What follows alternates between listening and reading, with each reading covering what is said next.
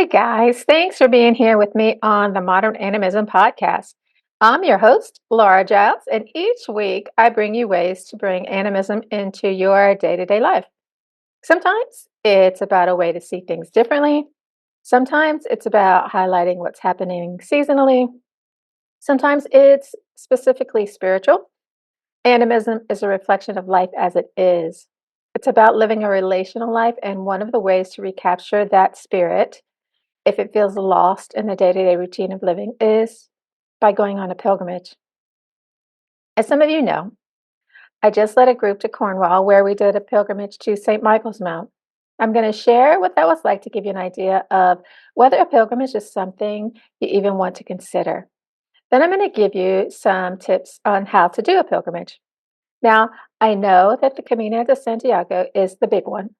Almost 350,000 people walked some part of it in 2019, but this podcast isn't about the Camino. I haven't done that. It's just about pilgrimage in general. Cool. Some of what I talk about may apply, but it may not if that's the pilgrimage you're thinking about. Before we get into details, let's acknowledge and give gratitude to the all it is through the elements. Acknowledge and thank the element of earth for the ground beneath our feet that gives us a foundation from which to stand. That is our home and provides for shelter and food. Acknowledge and thank the air for filling our lungs with the oxygen that keeps us alive. I thank you for carrying our words to and from the spirit realm so that we can have a relationship with our ancestors beyond the veil. Acknowledge and thank the element of fire for our sun that warms the earth and our bodies and transmutes energy so that it can be used. Acknowledge and thank the element of water for the flowing movement that keeps things from stagnating so we can grow. I thank the plants and animals that feed us, the minerals that give us energy and health, and the spirit realm for supporting our earthly journey. I thank all my listeners for being here, sending your support, questions, and comments. Animism is a deeply personal and meaningful life path, and I'm grateful to be on it with you. And I love hearing all the beautiful expressions of it, so please keep in touch. Okay, so I got bitten by the pilgrimage bug last year when I took a group to the holy island of Lindisfarne. There are actually 3 pilgrimage routes that end at Lindisfarne. So St. Cuthbert's Way, St. Oswald's Way, and the 4th to Farne Way. And all of them are associated with saints and miracles and inspired people to come to this tiny island since St. Cuthbert and St. Aidan were there in the 600s. And in all of them, you have to wait until low tide to walk the last 3 miles across the causeway to get to the island. And that's what we did the very first time. A pilgrimage is a walk with a sacred purpose to a sacred place. And if you're an animist, all places are sacred, right? And that's how we walk the sacred 3 miles with the intention, contemplation, and reverence. And that's what makes it a pilgrimage. As I walked across, I thought about all the bare feet that came across these same sands 1400 years ago. Some needing a miracle, some needing help with an ailment, and some in emotional anguish. I thought about the Vikings that sacked this place, stole the wealth, and killed the monks. I looked at the ruins of the priory off in the distance and contemplated what it was like to live there back then and hear the monks chanting. Just doing 3 miles of walking in that heart space was incredibly moving, and I knew that I wanted to do a longer intentional walk somewhere else. So I chose one of my most inspirational spiritual places, St. Michael's Mount. We did 40 miles of the Cornish coastal path from St. Ives to Penzance in 4 days.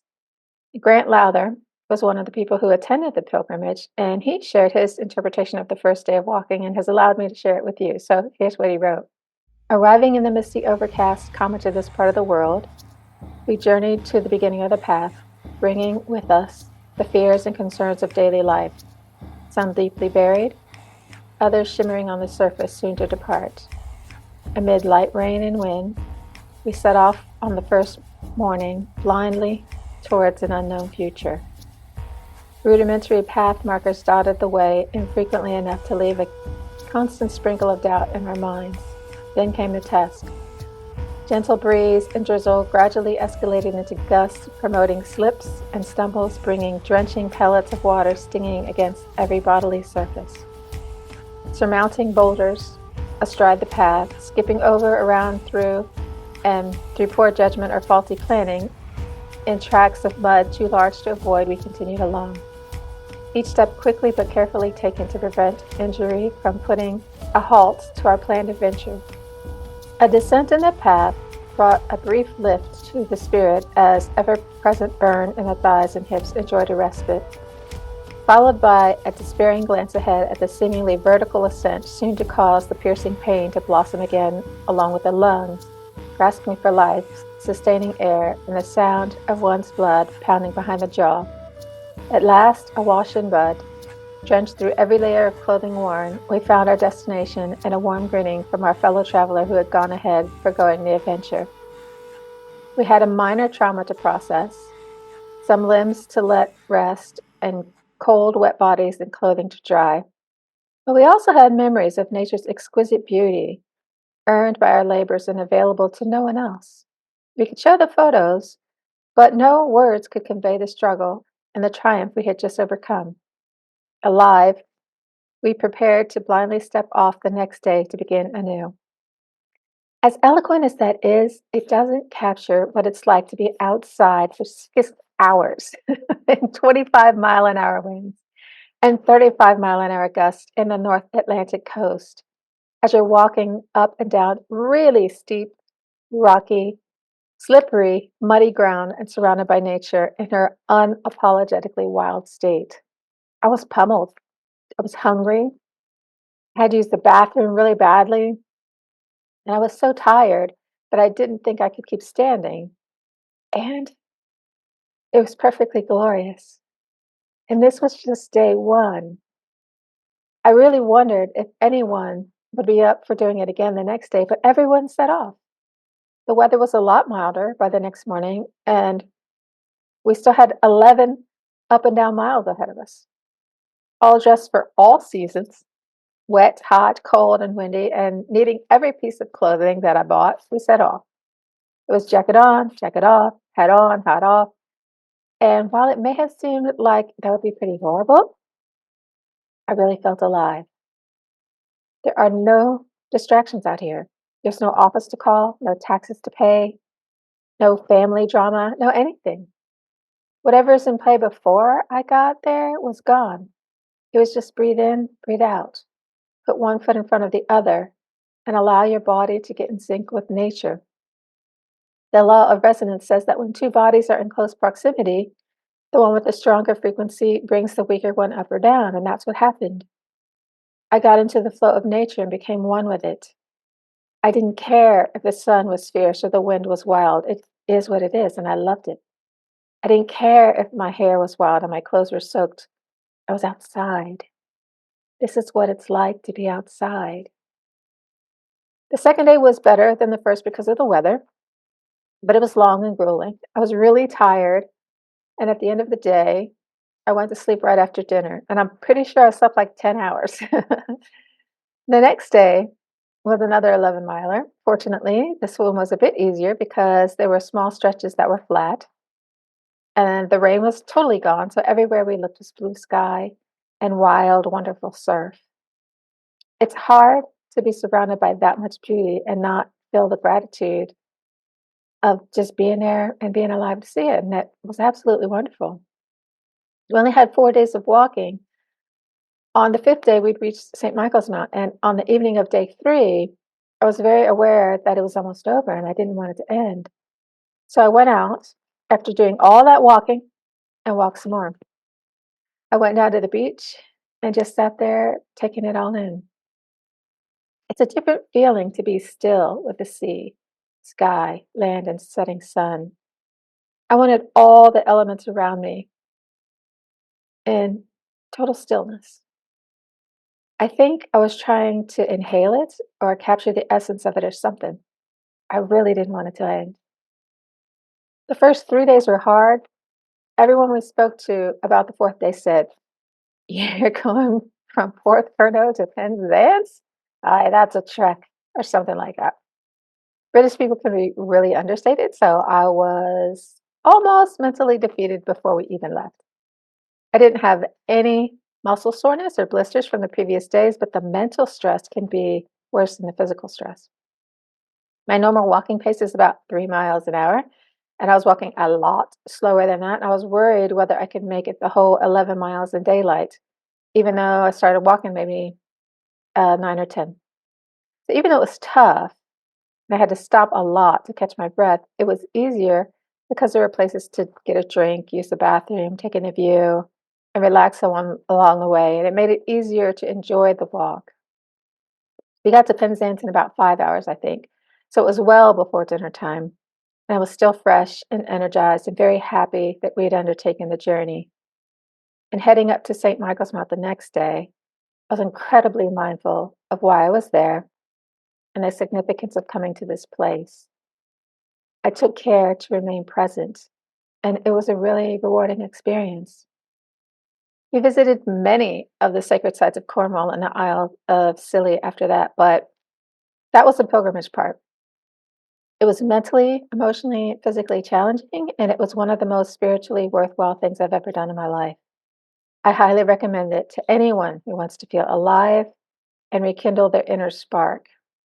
I'll get into why when I talk about how to do a pilgrimage because I want you to learn from my experience. Like what would I do differently and from what I took away from it all. Cool. You can do a pilgrimage anywhere. You don't have to go away. It doesn't have to be an exotic locale or a place known for saints or miracles.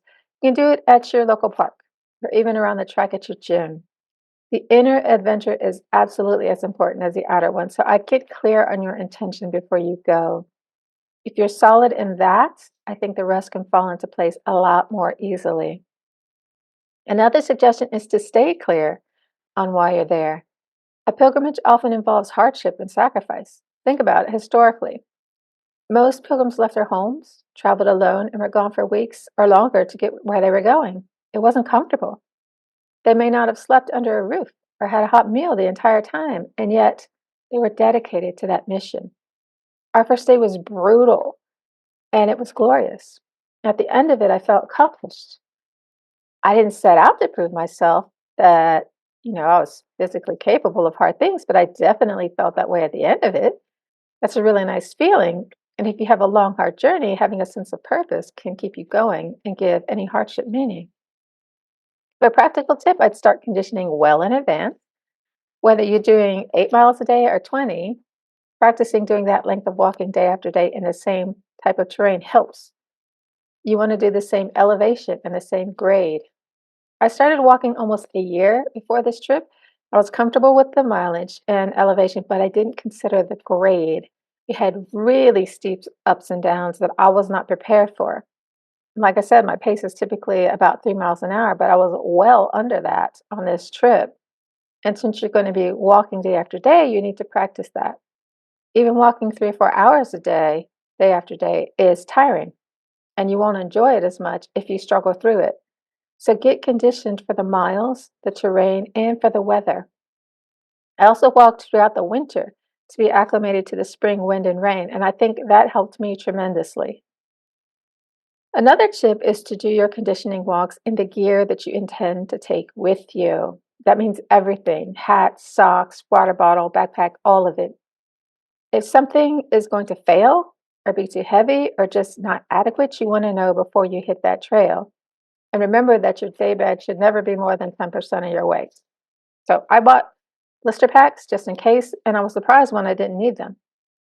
But I think it's because my shoes were well broken in. I figured out which socks go best with those shoes, and everything was just right. You really don't want to find out what you didn't know on the trail. Conditioning walks are your dress rehearsal.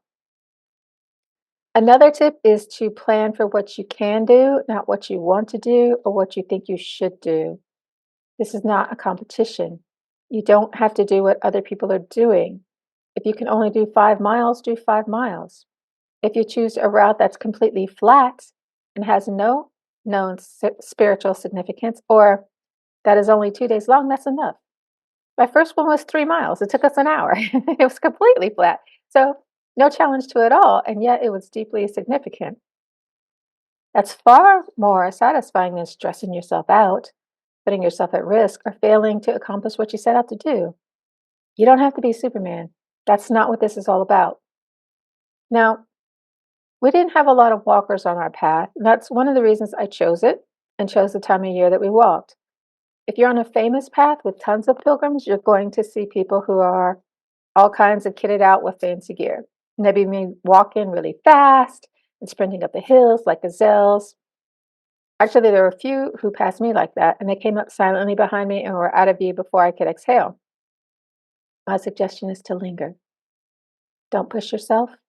It's not a race. If your mind is on the end of the trail, then you're not really here, are you? If you sprint through it, will you really see what's here? So let your mind relax enough to let you slip into a zone. Your legs can find their rhythm, your breath has its cadence, and your energy slips into the frequency of the earth, sea, and sky that surrounds you. You become one with it. There's no separation, and you become natural again. This is what happened to me. I realized that the things people care about are nonsense. The trees don't care about their 401k. Flowers aren't thinking about aging. The pebbles aren't aware of gas mileage, the price of milk, or any of the things that we chat about. Being in this place allowed me to let social and worldly concerns slide into their appropriate place, which is very low on the totem pole of importance. Out here in the wild, I didn't have a name, an identity, a role, or a status. I wasn't a male or a female. I wasn't past or future. It's just now, the all that is. In that space, everything is beautiful and love. Pilgrimage strips you naked. On that note, another suggestion is to go slower than you think you need to. That will help you to linger because you don't feel pressured or rushed. We met a German woman who has been coming to Cornwall to walk the coast for years. And on our second day, she planned to walk only 8 miles. Before we had actually done the walk, I would have said that was not ambitious enough. Having done the walk, I now say that's perfect. A pilgrimage is not about miles or making it to a set destination, it's about the journey. The journey allows you to sit on the earth, to soak in the support of the earth, and breathe in the clean air of the forest or listen to the waves. Maybe that ends up being the most meaningful part. If the journey is slow enough for you to feel your heart beating, or for you to not push your feelings down as they arise, that could be the opportunity for you to reconnect to yourself. Ultimately, that's what pilgrimage is about for me. It's about return to myself. What's the point of going X number of miles if you arrive with a cold heart? Give yourself space and time to crack open. Another suggestion is to not travel with someone you may need to take care of. If you're caring for someone else's needs, you may not have time and space to tend to your own or have your own experiences. Now, we may meet people along the way and choose to nurture them. Some may do this for you, but I wouldn't start a pilgrimage with someone who may need your assistance if this trip is for you. Handicapped people do go on pilgrimage. People in wheelchairs do it. If you sign up as a companion or a helper, know your role and mind your boundaries. I would also say that if you are on a popular route, talk to other pilgrims. Balance alone time with together time. Someone who told me about their pilgrimage said she spent too much time with others and didn't get to absorb as much as she wanted to. Another said she spent too much time alone and was too far in her inner world. I think people can underestimate the beauty and wonder that our fellow creatures add to our experience of life. At the end of my trip, I wrote down bullets for things that I saw in myself and others so that I could see how I might grow from them. Ultimately, I abandoned that practice and wrote it off as just beautiful expressions of the memories that spawned them. There was nothing to improve upon and nothing to change. All any moment needs is acceptance and love. This isn't to say that I'm perfect, because some of those naughty and nice things on the list were my own behaviors. But as I said before, the wind doesn't apologize for howling. This is just what it does. These things are just what people do, and it's all good. If I'm not giving it any value, it's not wrong or hurtful, it just is. And when you talk to other pilgrims, they will show you a different view of life that may amuse you. teach you, or even horrify you. Be open and curious to the experience. On a practical note, I know what kind of traveler you are and budget accordingly. There are many ways to do a pilgrimage. I saw people who were backpacking and slept rough the whole way. Some don't know how much they're going to walk in a day. They just walk until they feel like stopping. Others plan every day far in advance and have reservations for where they sleep every night. There's no right or wrong way to do it. If you've never seen the movie Wild, highly recommend it. Although the main character, Cheryl Strayed, doesn't call her walk of the Pacific Coast Trail a pilgrimage, I think it fits the definition. She was on a spiritual path for a spiritual purpose, and she found herself on that walk. She let stuff go, and she walked almost all of it hauling her gear with her and sleeping in a tent. She went days without a shower. She ate cold food and dehydrated food out of plastic bags. And I give that girl mad props for that. But you can stay in a hostel or a four-star hotel every night if you like. It's up to you. I don't think that your mode of travel diminishes or enhances the spiritual journey in any way. It's because it's an inner journey. I probably should have said this at the beginning of the tips on how to do a pilgrimage, but I'd start meditating, praying, and purifying a couple weeks before the walking begins because why not? Why not give yourself a head start on that? By purifying, I mean using smoke, water, eating clean, refraining from watching violence, cursing, and that kind of thing, and refraining from sex. Anything that could be a distraction to your purpose might be cut out. I'd also maintain this practice for the duration of your pilgrimage. Even though I didn't do this before my pilgrimage, I came back a lot lighter, feeling clearer than when I left, and I wish I had started that process sooner. I think the experience may have been even more powerful if I had. Another tip is to put your phone away. If you have to check emails or touch base at home, I'd limit it to once or twice a day.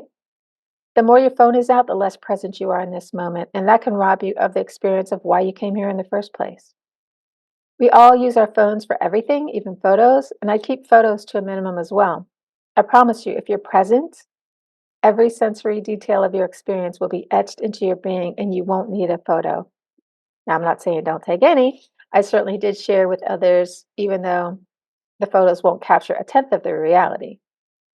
When I'm in sacred space, I don't take pictures. We don't take pictures while in ritual. It violates the sanctity of the moment. I don't take pictures of people in their personal reverie or in their pain. It's a violation of their experience. So, yeah, I put the phone away. Finally, I would say chill out. Things won't go according to plan. Those might end up being the most eye opening parts of the journey.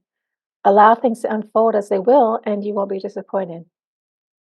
Having now done 2 pilgrimages, I believe that this will be an annual event for me as long as my body allows me to do it. I feel absolutely amazing physically. I feel incredibly connected to nature. My mind feels uncluttered. I don't value some things the way that I did, so I feel more clear and centered. I'm much more appreciative of the ebb and flow of life. I don't feel the need to control it. My trust in the universe is greater. I've been sleeping like a bear in hibernation. I'm both grounded and sky high at the same time. I get it. I get why people do it. I don't think it matters what your faith is. This is an amazing practice that I highly recommend you do. And if you want to do it with me, guess what? We're going to do it again in the Black Forest this fall. As far as the pace, it's self-paced, so anyone can do it. If you're interested in checking it out, there's a link in the show notes. If that's too big of a commitment for you, I'd suggest taking up regular long walks and treating them like a pilgrimage. I'm serious when I say you can do this anywhere. The whole world is a sacred place. What transform a walk into a pilgrimage is your intention and mindset. So pilgrimage every day. It's been a life-changing experience for me, and I see nature in a whole new way. You want the experience of animism, of living in connection with all that is. I don't think there's anything more practical than pilgrimage. Thanks for listening, guys. See you next week. Ciao.